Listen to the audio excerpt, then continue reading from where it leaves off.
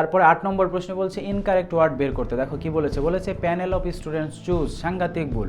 এখানে preposition of এর আগে কি আছে, এ প্যানেল, একটা প্যানেলকে বোঝাচ্ছে, সিঙ্গুলার, তাহলে বার্ব সিঙ্গুলার হবে, তাহলে চুজ তো বার্বটা প্লুরাল দেওয়া আছে, তো বার্বটা সিঙ্গুলার বানাতে গেলে বার্বের সাথে এস দিতে হবে, তাহলে বলতে হবে চুজেস। এখন ভুলটা কোন জায়গায় ছিল, তাহলে চুজের মধ্যে ছিল, তাহলে বি নাম্বার ভুল আছে। এখানে বলছে each member of the large family, each every থাকলে বার্ব হবে সিঙ্গুলার, তাহলে ইজ হবে, নাহলে হ্যাজ হবে। এখন দুইটাই হতে পারে, এখন কি হতে পারে দেখি। Each member of the large family is his own set of priority.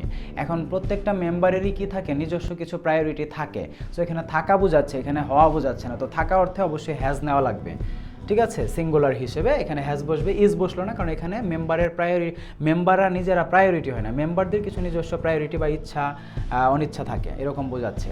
10 নম্বর প্রশ্ন, ওই যে ভগ্নাংশ ফ্র্যাকশন থেকে এসেছে, 1/3 অফ দ্য স্টুডেন্টস। এখন 1/3 পরে স্টুডেন্টস কিন্তু প্লোরাল, তাহলে বার্ব হবে প্লোরাল, তাহলে হবে আর প্রেজেন্ট, ঠিক আছে, তাহলে এটা কারেক্ট অ্যান্সার হবে আর প্রেজেন্ট। 11 নম্বর প্রশ্ন, each of the students who filled out the exam admission form. এখন ইচ বলতে এখানে ধরো যে কাকে বোঝাচ্ছে, ইচ বলতে সিঙ্গুলার বোঝাচ্ছে, আর ইচ এভরির পরে ভার্বটা সবসময় সিঙ্গুলার হবে, তাহলে অবশ্যই হবে সিঙ্গুলার ভার্ব হ্যাজ অ্যাপিয়ার্ড, নাহলে ইজ অ্যাপিয়ারিং। এখন কন্টিনিউয়াস কোনো কিছু বোঝাচ্ছে না যে অ্যাপিয়ারিং করতেছে রাইট নাও, একদমই বর্তমানে বলছে যে স্টুডেন্টদের প্রত্যেকে কি করেছে, যারা কিনা অ্যাডমিশন ফর্ম ফিল আপ করেছিল তাদের প্রত্যেকেই পরীক্ষাটা দিয়েছে বা অ্যাপিয়ার হয়েছে পরীক্ষায়, মানে কি পরীক্ষাটা দিয়েছে, তাহলে কারেক্ট আনসার হবে সি নাম্বারে যেটা আছে সেটা।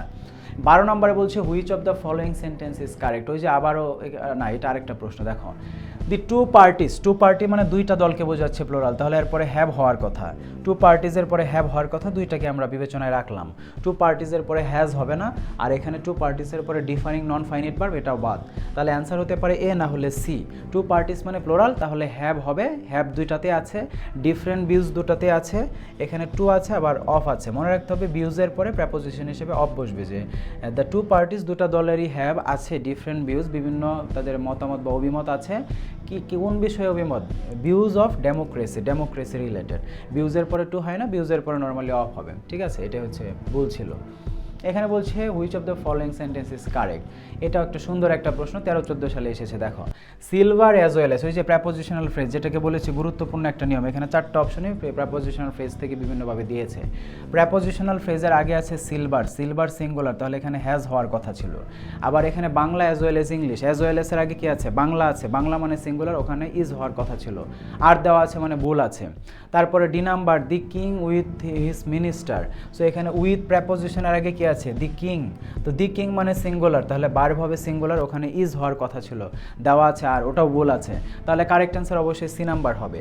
এখন দেখি সি নাম্বার কেন হবে আসলে। দেখো দি মেয়র উইথ হিজ কাউন্সিলর্স, তো উইথ মানে প্রেপোজিশনের আগে আছে দি মেয়র, সাবজেক্ট সিঙ্গুলার, তাহলে ভার্ব হবে সিঙ্গুলার, ইজ আছে ঠিকঠাক আছে, যে দি মেয়র উইথ হিজ কাউন্সিলর, যে মেয়র তার কাউন্সিলরদেরকে নিয়ে, ইজ টু বি প্রেজেন্ট, যে প্রেজেন্ট হবে বা প্রেজেন্ট আছে এরকম বোঝাচ্ছে।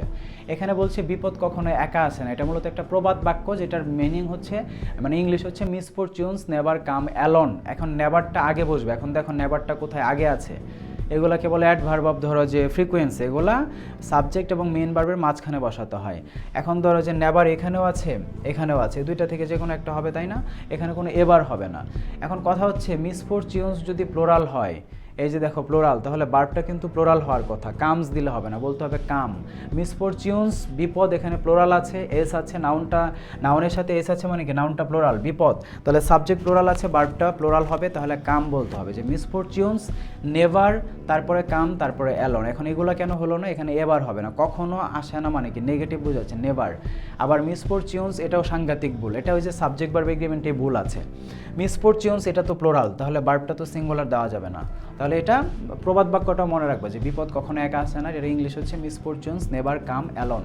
তবে এটাকে আবার আরেকভাবে সঠিক করা যায়, এখানে যদি এসটা কেটে দাও, মিসফরচুন লিখো, তাহলে এখানে কামের জায়গায় লিখতে হবে কামস, তখন সেটা কারেক্ট অ্যান্সার হবে, যে মিসফরচুন নেভার কামস অ্যালোন।